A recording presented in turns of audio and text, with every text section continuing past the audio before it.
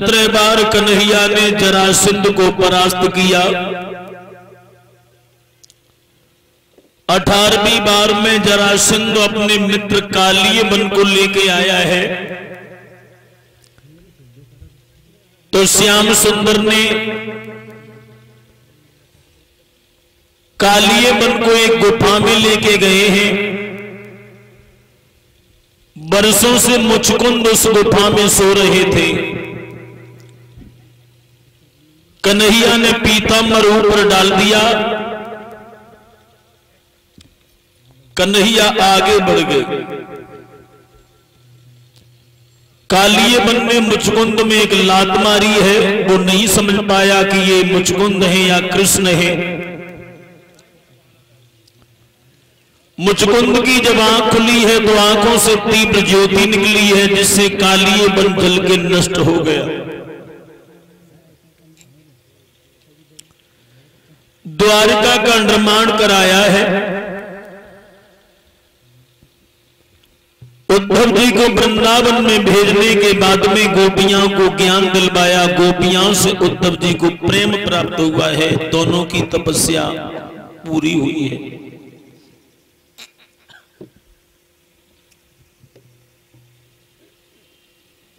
कन्हैया के बड़े भैया जो बलराम थे, बलराम का विवाह महाराज रेवतक की बेटी रेवती के साथ में हुआ। भगवान कृष्ण का विवाह रुक्मिणी के साथ कैसे हुआ? जो रुक्मिणी है ये कुंदनपुर की रहने वाली थी। कुंदनपुर के जो महाराज भीष्मक थे उनकी बेटी थी रुक्मिणी।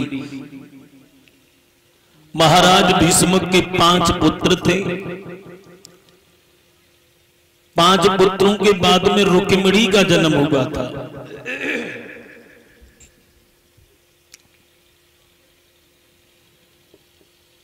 इधर भाइयों जब रुक्मिणी का जन्म हुआ है तो महाराज भीष्मक को बड़ी प्रसन्नता हुई है। चलो घर में बेटा ही बेटा थे, कोई बेटी नहीं थी। बेटी ने भी जन्म लिया। और जिस घर में बेटी नहीं होती है वो घर पवित्र नहीं होता है। बेटी घर की लक्ष्मी बताई गई है। तो महाराज भीष्मक को बड़ी खुशी भई जब रुक्मिणी का जन्म हुआ है। और उसी वक्त महात्मा नारद बीड़ा बजाते हुए भीष्मक के दरवाजे पर पहुंच जाते। भीष्मक बड़े खुशी भये, आओ बाबा, हमारे सौभाग्य जो तुम्हारे दर्शन हुए, अच्छे समय पर आए हो प्रभु। मेरे घर में एक कन्या है, कन्या का जन्म हुआ है और आप उस कन्या की हस्तरेखा देखकर बताएं इस बेटी का कैसा घर होगा, कैसा पर होगा, आगे चलकर हमारी बेटी कैसे काम करेगी। महाराज भीष्मक रुक्मिणी को नारद के पास लेके आए। देवर्षि नारद ने रुक्मिणी नाम की जो कन्या थी उसकी हस्तरेखा देखने लगे। देवर्षि नारद कहने लगे हैं, राजा भीष्मक, जो ये तुम्हारी बेटी है ये कोई साधारण कन्या नहीं है।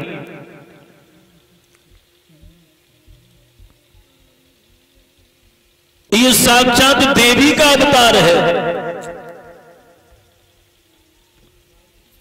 बड़ी होकर ये बड़ी चतुर चालाक निकलेगी तुम्हारी बेटी। समझा के जवाब दिया है नारद ने।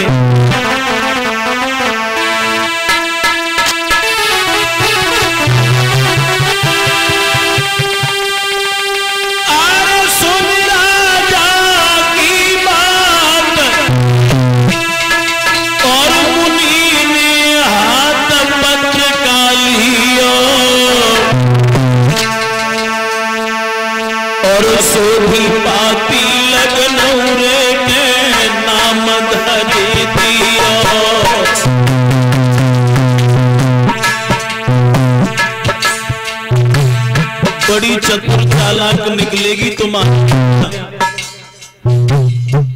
बचपन में ही भगवान का भजन करेगी।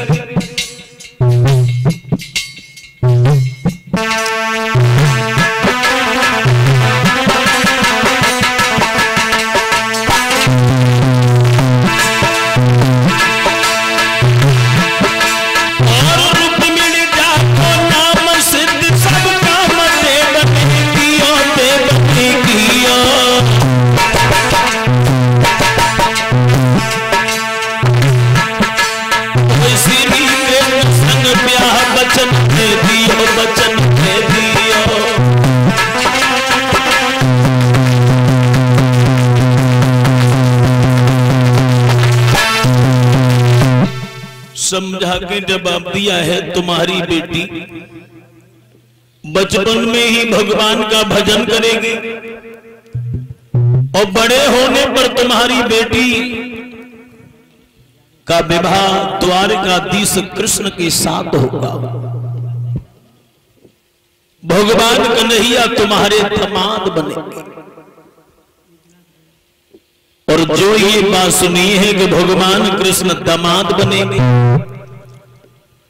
तो महाराज भीष्म खुशी के मारे उछल पड़े, देवर्षि नारद के पैर पकड़ लिए। बाबा नारद, कन्हैया हमारे दामाद बनेंगे, हमारा जीवन बन जाएगा, हमारे परिवार में 4 चांद लग जाएंगे अगर कन्हैया हमारे दामाद बनेंगे। और महाराज भीष्म के इतने खुश हुए, अरे खुश बकसी छाई गई मन में,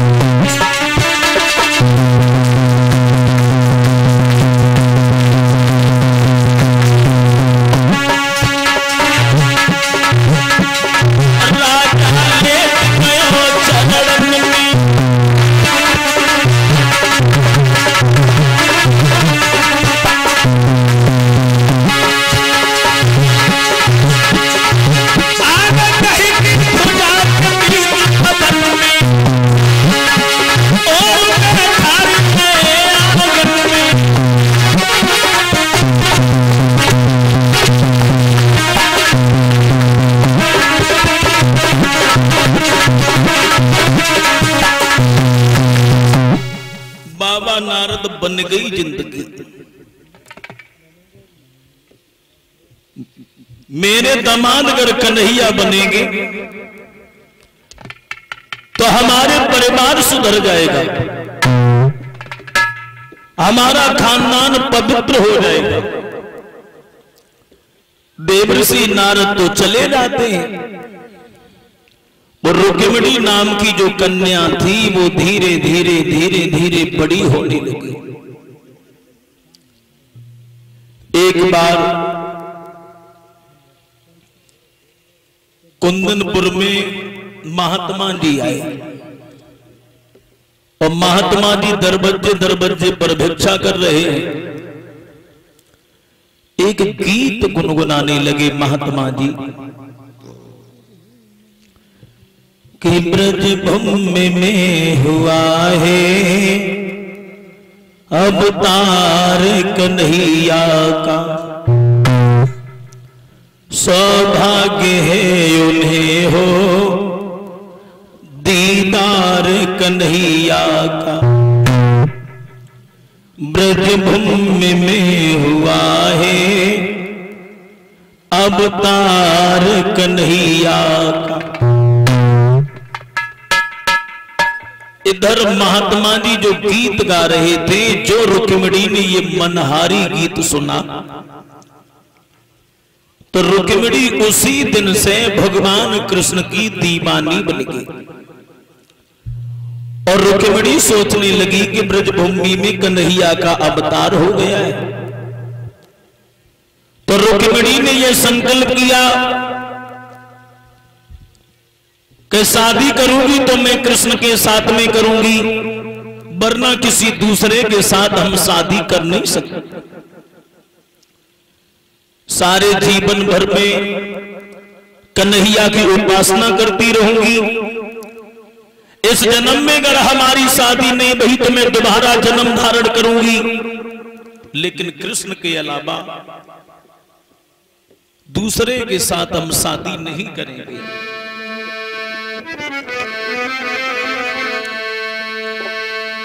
के सोचने लगी रुक्मिणी मन में कि जीवन दिन व्यर्थ हो रहे।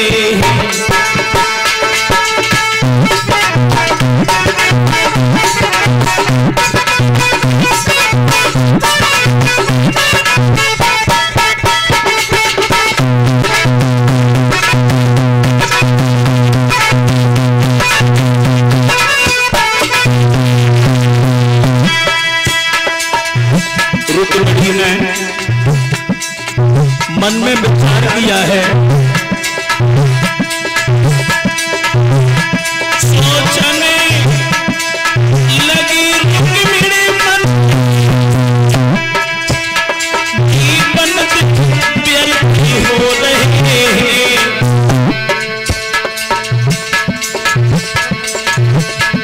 माया इस जगह मेरा नहीं है,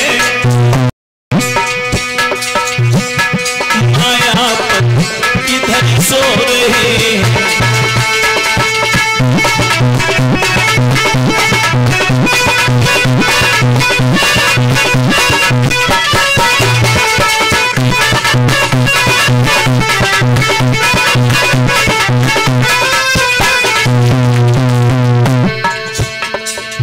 अब तो रुक्मिणी चलते फिरते सोते जगते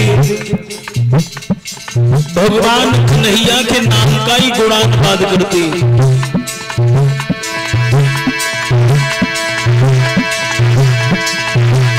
चलते फिरते सोते और श्री कृष्ण चंद्र गुणगान लगी।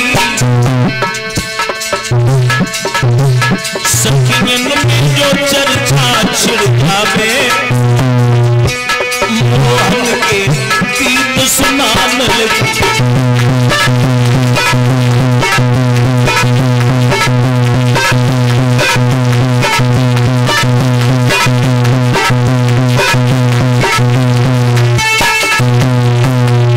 रुक्मिणी सुबह से शाम तक केवल भगवान कृष्ण का ही बंधन करती है, भगवान कृष्ण की ही स्तुति करती है।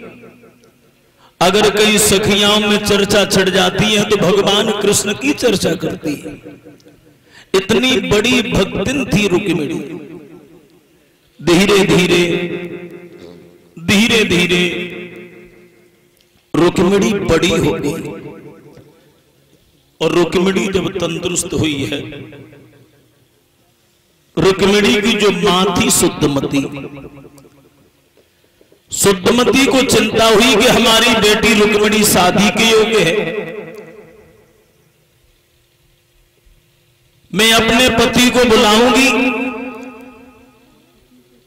और अपने पति को समझाऊंगी कि बेटी रुक्मिणी शादी के योग्य है, कहीं सुंदर सा बर घर ढूंढ के बेटी के पीले हाथ कर दो। अब भाइयों, रुक्मिणी की जो मां ने दासी को बुलाया, दासी से कहा, दासी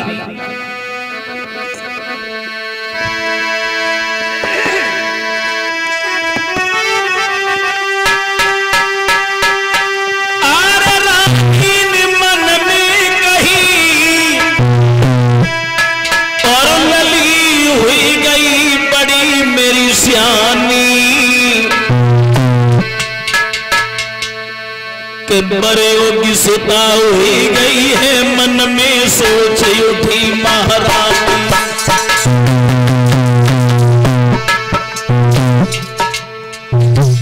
इधर रानी मन में विचार करती है, अपने पति को बुलाऊंगी, दासी से सारा किया,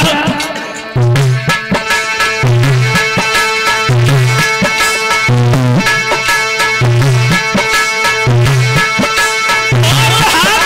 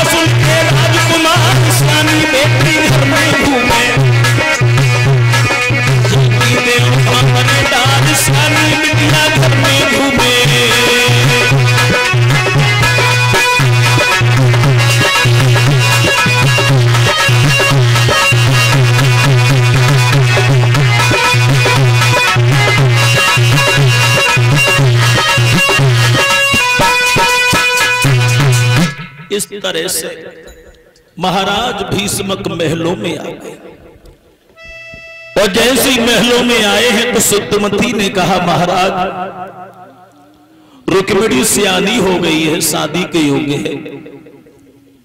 जवान बेटी माँ बाप के सामने कुंवारी घूमे तो माँ बाप को पाप लगता है, इसलिए रुक्मिणी के लिए कोई बढ़िया सा सुंदर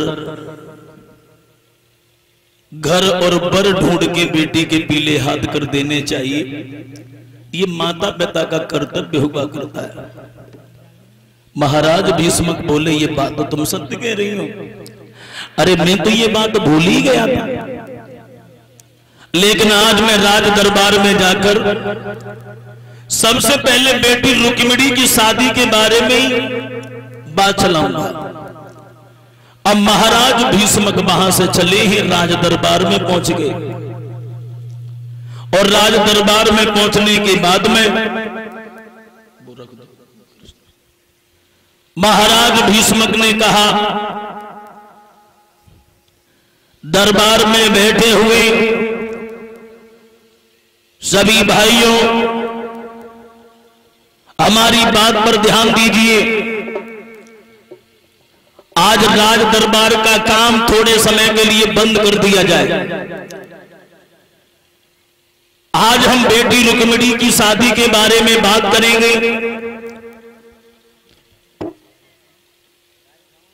बेटी हमारी आप लोगों ने देखी है, हमारी बेटी चतुर है, चालाक है, सुंदर है, और सुंदर बेटी के लिए सुंदर वर की भी आवश्यकता पड़ती है। और ये निर्णय हम अपनी बुद्धि से नहीं लेंगे, बल्कि ये फैसला हम आप लोगों से ही ले पाएंगे। अपनी बुद्धि से हमें ये बताओ कि रुक्मिणी की शादी कहां पर की जाए।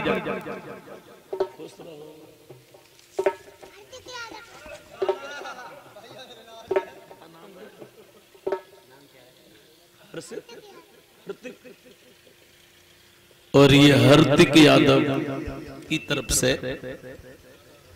और ये हमारे गले में 100 रुपए के माल्यार्पण से हमें सम्मान किया इस छोटे से बच्चे ने। भगवान इस बच्चे का भविष्य उज्जवल बना रहे, लंबी आयु परमात्मा प्रदान करे इस बच्चे को, यही मेरी इच्छा आकांक्षा है। बोल वृंदावन बिहारी लाल की। अब भाइयों,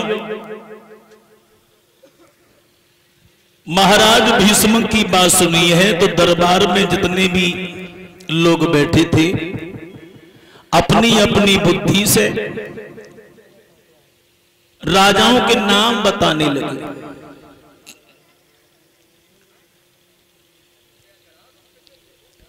एक खड़ा हो गया और कहने लगा, महाराज की जय हो। हमारी नजर में सबको छोड़कर कुरुपति दुर्योधन के साथ में रुक्मिणी की शादी कर दी जाए। सम्राट राजा है, समाज में सम्मान है, इसलिए दुर्योधन के साथ में शादी सही रहेगी। दुर्योधन का नाम सुना तो दूसरा लड़का खड़ा हो गया, बिल्कुल नहीं, अरे सम्राट जरूर है लेकिन घमंडी है, हृदय में ईर्ष्या का निवास है, सगे भाइयों का सगा नहीं हुआ। दुर्योधन को छोड़ो, किसी दूसरे को देखो। कहने का मतलब है कि कोई राजा किसी का भी नाम लेता है तो दूसरे लोग उसके अवगुण गिनाने लगते हैं। सुबह से दोपहर हो गया लेकिन यह फैसला नहीं हो पाया आखिर रुक्मिणी की शादी कहां पर की जाए। कहने का मतलब है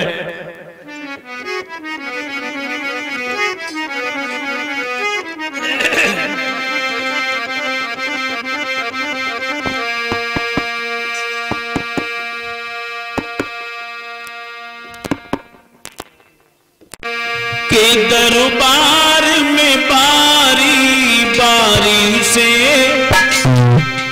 और राजन के नाम गिनाने लगे।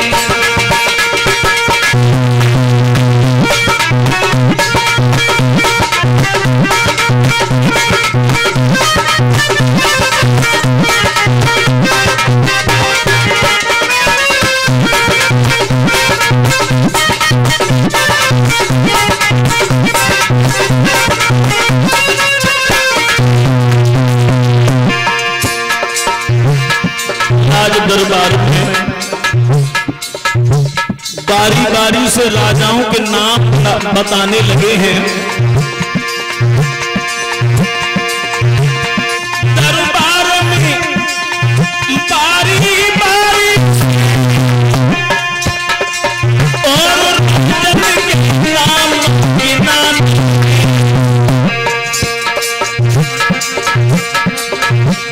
कुछ लोग दूसरे लोगों के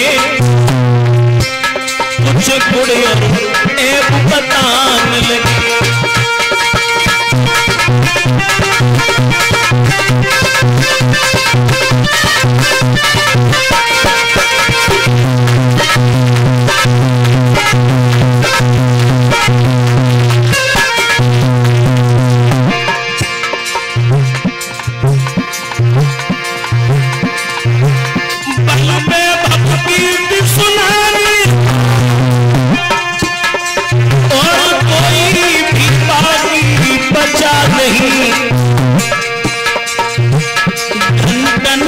चर्चा छिड़ी रही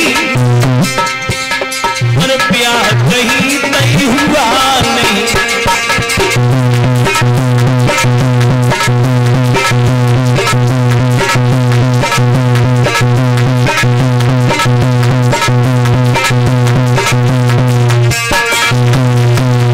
कहने का मतलब है घंटों तक ये चर्चा छिड़ी रही लेकिन कहीं भी ये फैसला नहीं हो पाया आखिर रुक्मिणी की शादी कहां की।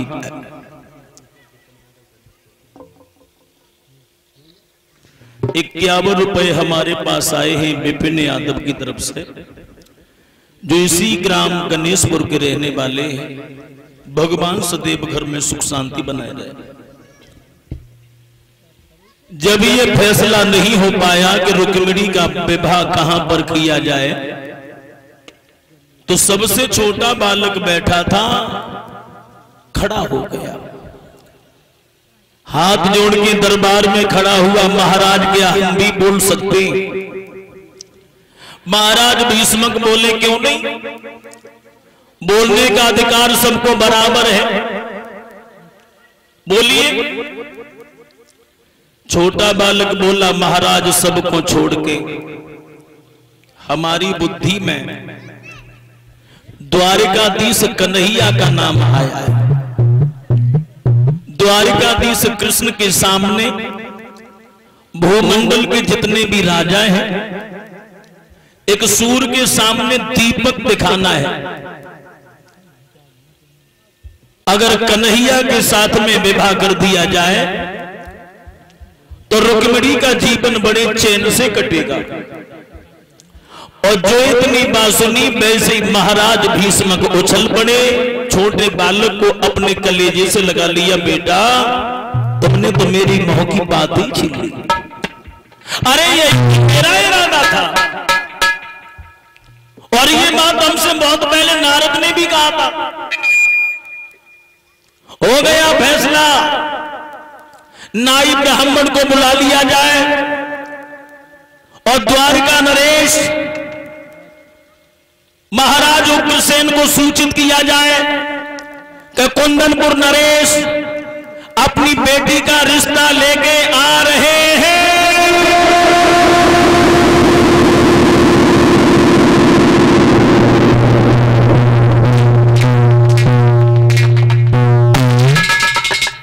सारी सभा में तालियां पिट गई, सभा के लोग खुशी मनाने लगे। लेकिन भीष्मक का जो बड़ा लड़का रुकुम था, रुकुम भड़क गया, खड़ा हो गया। लगी। अरे किसकी बढ़ाई करने में लग गए आप? घर घर में माखन चुराता रहा उसकी, ग्वाल बालों के साथ में बन बन में गाय चराता रहा उसकी, सारा जीवन हो गया उसके पिता को चरवाई करते करते। घर में खाने के लिए 4 दिन का इंतजाम नहीं है। कन्हैया क्या हमारा दामाद बनने के लायक है? केवल उसके अंदर केवल एक गुण है, बांसुरी बहुत सुंदर बजाता है। महाराज भीष्म कहने लगे रुकुम, केवल अभी चर्चा ही तो चल रही है, शादी हुई तो है नहीं, केवल अभी चर्चा चल रही है। तुम्हारी नजर में अगर कोई लड़का हो तो आप बता दीजिए। रुकम कहने लगा, मेरी बहन रुक्मिणी इतनी सुंदर है, इतनी सुंदर है कि उसके बराबर हमें कोई लड़का दिखाई नहीं देता। अच्छी बात, अच्छी बात है। तुम्हारे कहने का मतलब यह है कि तुम्हारी बहन इतनी सुंदर है जो उसके लायक कोई लड़का है नहीं, तो तुम्हारी बहन कुंवारी घूमेगी। लेकिन तुम्हें यह मालूम होना चाहिए कि ब्रह्मा ने अगर बेटी को भेजा है, लड़का भी भेजा होगा। रुकम कहने लगा, हां लड़का एक है, एक लड़का हमारी नजर में आता है। कौन है उसका? कहां का रहने वाला है? जवाब दिया, देखा तो तुमने कई बार है लेकिन तुम्हें ध्यान नहीं आ रहा, और नहीं आ रहा है तो मैं बता रहा हूं। बड़ा दिल वाला है, ऊंची गद्दी वाला है, और कोई गैर नहीं साला है तो क्या है, वो केवल हमारा ही साला है ना। और जो साले का नाम सुना वैसे ही आंखों में खून के कतरे लेके भीष्म कहने लगे, ये क्या कह रहा तू? तेरी बुद्धि खराब होगी क्या? क्या तू अपनी बहन साले के साथ कर देगा? रुकम कहने लगा, क्यों नहीं कर देगा? अरे उसकी बहन हमारे लिए है, हम अपनी बहनों से कर देंगे। साले का नाम ले लिया तो पागलों की तरह से भौंकने लगे। इतना पैसे वाला है, तुम्हारे जैसे को दरवाजे पर खड़ा नहीं होने देगा, लेकिन मेरा तो साला है, हम जैसे कहेंगे वैसे मान जाएगा। भीष्म कहने लगे, रुकुम तुम्हें ये मालूम नहीं है कि ये समाज हमें जीने नहीं देगा। बेटा, मेरे 2-4 बेटियां नहीं हैं, केवल एक रुक्मिणी है, और एक